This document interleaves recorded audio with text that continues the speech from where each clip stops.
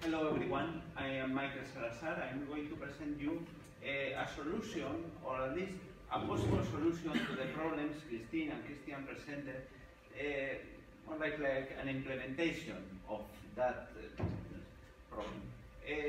Before I begin, does everyone speak Spanish? Just so in case I have to revert to Spanish. Well, you understand. Well, first of all, as you can see, I am not yet doctor because I will be presenting this this research next week as my doctoral dissertation. But before I say anything more, I have to explain that I myself, I am primarily a researcher that research about 3D user interfaces and human-computer interaction.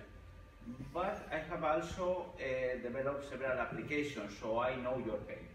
When you develop an application for Unity and you have to load it to an Apple Store, I know how hard it is. So, what my time as a researcher has allowed me to do is to actually analyze those problems and come with a solution. Let's say. Current limitations are, well, fragmented user experience. From my point of view, when you look at a fantasy user interface like Iron Man, or those that you see at the movies, those user interfaces are interconnected, they are interoperable, they are not separated into tabs, they are not separated into apps, they are all there already. So that's what I find, that you have to switch tabs, you have to switch between applications. That is strange from the point of view of current of natural user interaction. But it is more than anything the oversaturated software distribution platforms that we have today, like Apple Store or Google Play, that is actually hurting the entire industry. Because when you develop an application, it is almost impossible to allow users to look for it without giving them an URL or a specific name. And that is very difficult to promote content in those platforms. You have to either pay or resort to all kind of schemes to promote your application. And then there is the problem with responsive and accessible user interfaces, the nightmare of every web designer. You have to create an accessible version, and how do you do that? That should not be your problem. Then the security and privacy issues, and the limited interaction mechanism we have today. It's just we interact with everything through the mouse or through the keyboard. But there are way more ways to interact with things.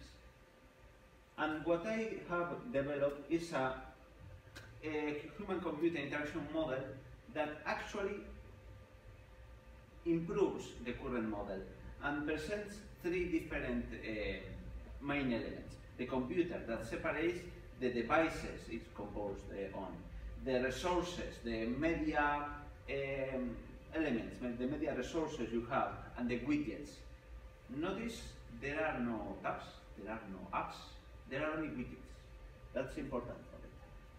But I also have, the user is no longer just a thing that is user preferences. No, the user in this model, the users have their own entity.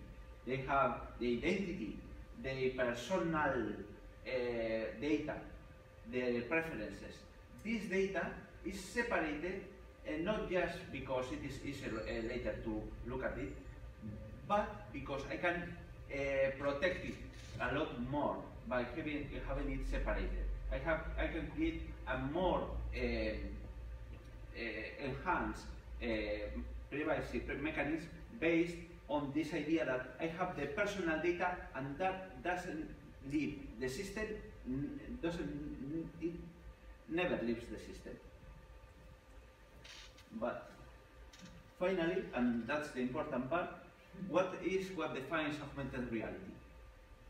the idea that all is placed into an environment, a 3D environment. And by defining this entity properly, we can define not just the physical environment we are living, but we can define several reality layers over it.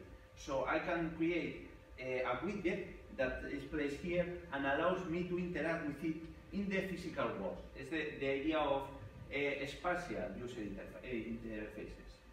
As you can see, it has the location, but it also establishes the physical entities or virtual entities that are placed in that environment, and forces such as wind or other forces that are not computed easily. All this might seem like another model, but the idea is that everything you see here, it's actually a part of the user context. That's the idea. Christine has told you about how do you define user context. Well, here it is. Because, well, this is the adjective that I give my thesis is the idea that comprehensive. I wanted to redefine the universe into a series of entities that I can query, and I can create context queries and context conditions for them. It is interesting because, for example, I can define a widget that is associated to a location.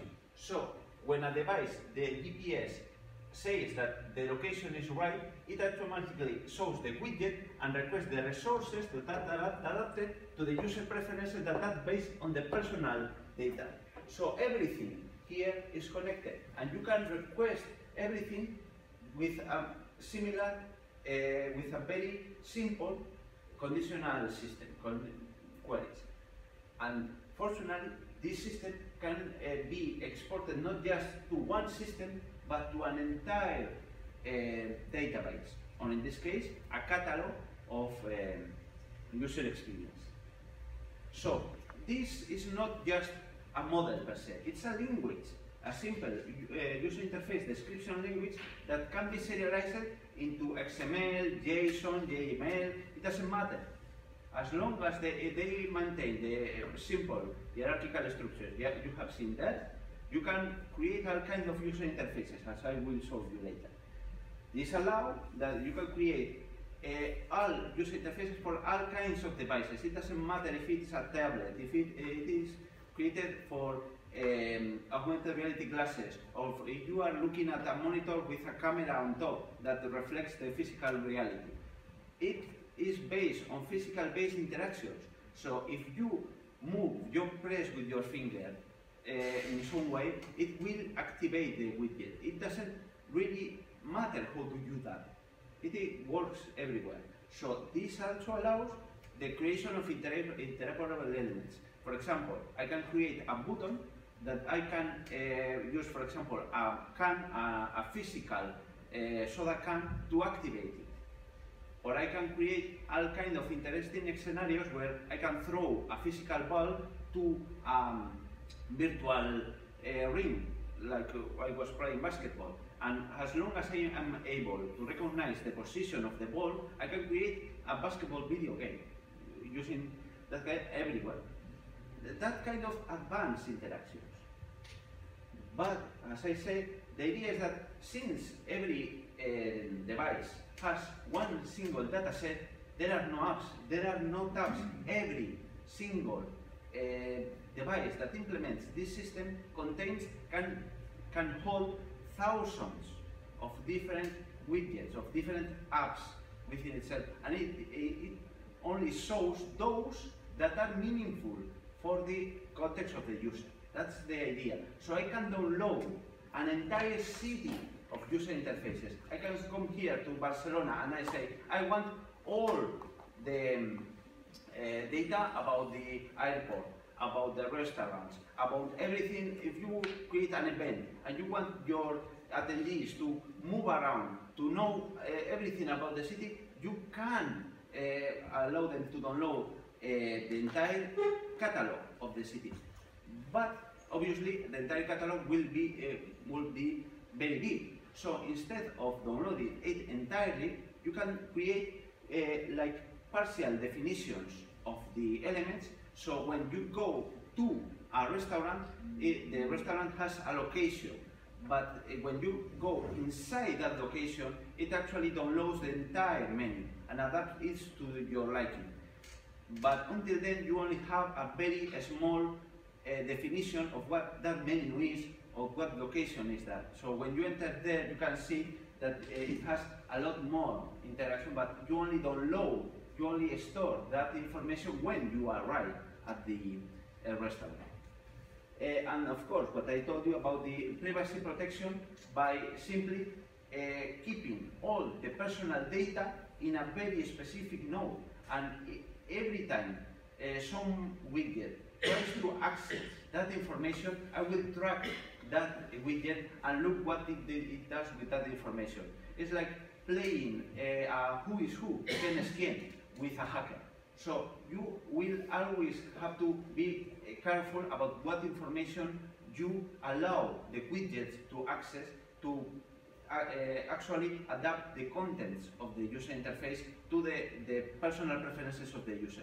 But always being cautious about what information you provide. In this case, I want to provide a demo and show you an actual implementation of this model that contradicts what Christian said, that this kind of the discovery mechanism is far in the future. I really believe that this kind of augmented reality discovery services are important right now, because without them we cannot have this kind of user experience, because they will not be good enough for this use case. For example, Christine and Christian are used to work with big contractors that have very specific use case context. But what I wanted to do with this use case is to show how when you go to a city, you want to access a menu that presents the menu of the restaurant in your language and removes the elements that you don't like from the menu. But of course, if you do that for one restaurant, you will create one application that will contain all the 3D data for that restaurant, and obviously it will be so big that nobody will use that.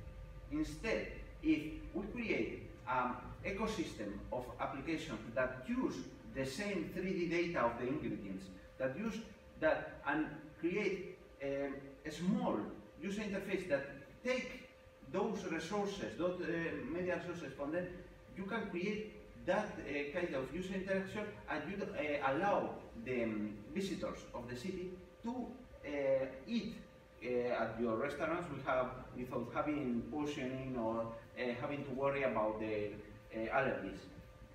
So I wanted to show this demo on my portable, tablet.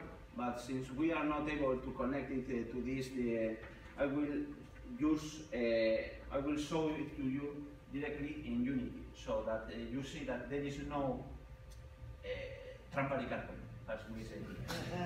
You see here, I have the manager that contains everything, and once I started, well, before that, well, you see that I have created everything that is contained within an XML file with the real world, the virtual world that contains one use case with the menu buttons, a tray. Well, you will see it. I'm going to maximize this part so you can see. Sorry if it doesn't show, but you see here I have a map of Barcelona, of the nearby area, obtained from the OpenStreetView, OpenStreetMap, sorry. And what I want to see here is the restaurants that are near here that allow an omnivorous person like me to eat. So it shows me the restaurants, and I can choose any one of them, and it will show me the menu that they serve them, and I can look at it. Sorry about that. It's very difficult to do it with this lighting. But as you can see, I can change the beef, I can change the size of the burger, and I can even say, well, I am vegetarian, and I can change, and it will choose another.